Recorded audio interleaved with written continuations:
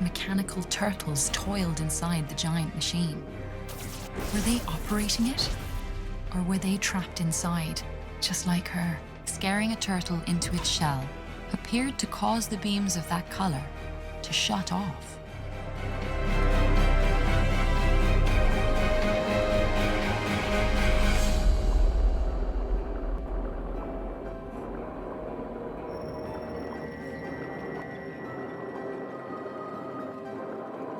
Each color of energy beam seemed to be controlled by a different mechanical turtle.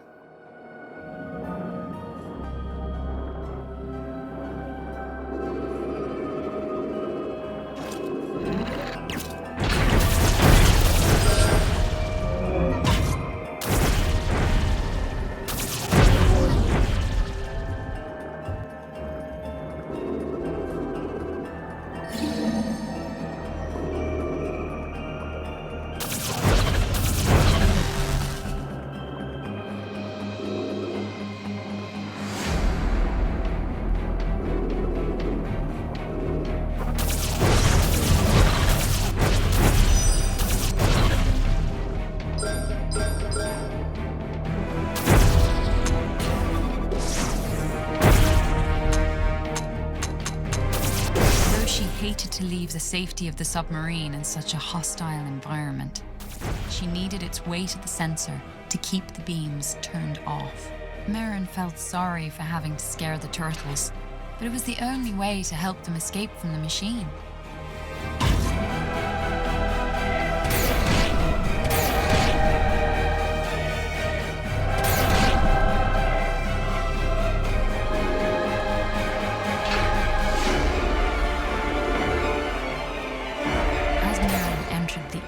Room of the architect, a large red turtle activated an alarm.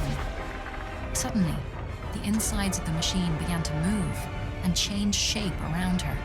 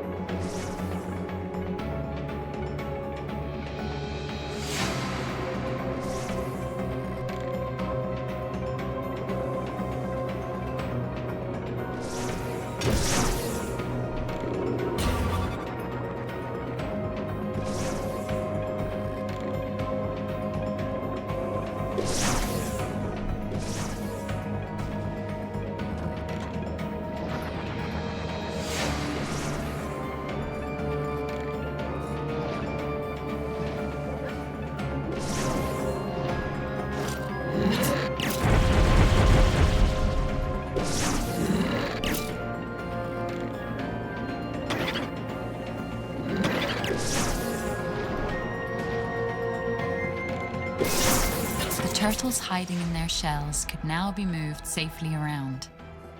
Merrin was careful not to hurt them. After all, this was for their benefit, as well as her own.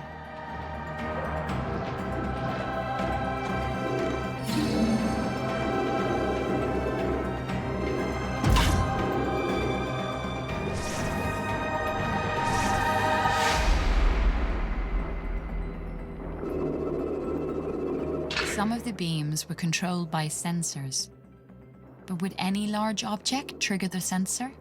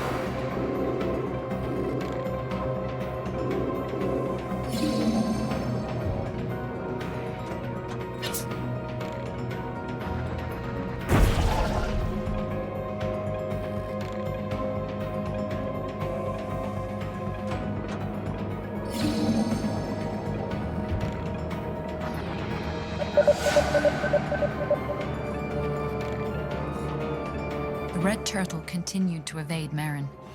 She wondered if she could trick him into taking a more dangerous path.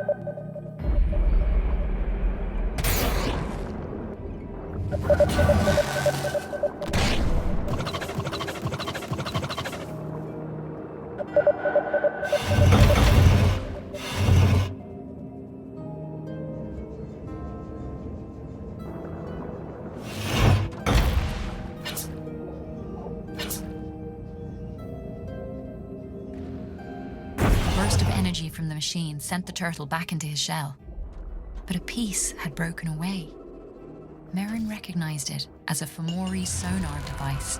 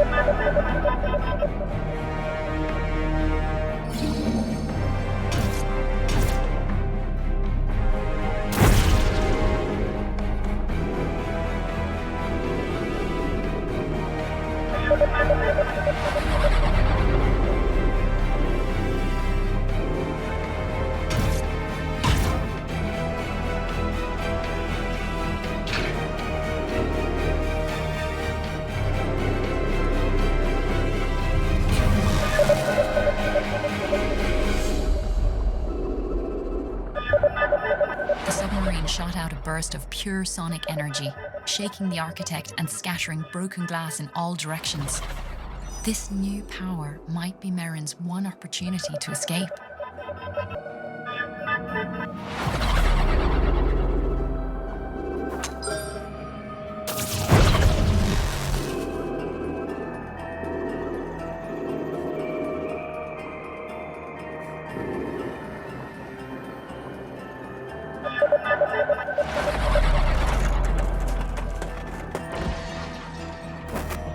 As the last piece of the great Fomori machine collapsed, Merrin heard the sounds of distant turbines. The current that had pulled her in was now reversed, pushing her back out into the sea and toward her father's boat.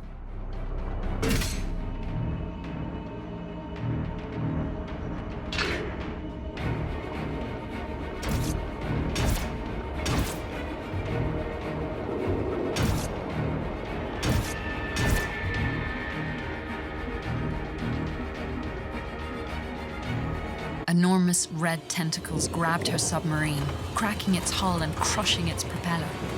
The unseen beast pulled her down into the darkest depths and left her at the bottom of a deep, rocky trench. Her submarine broken, Merrin sat helplessly at the bottom of the sea.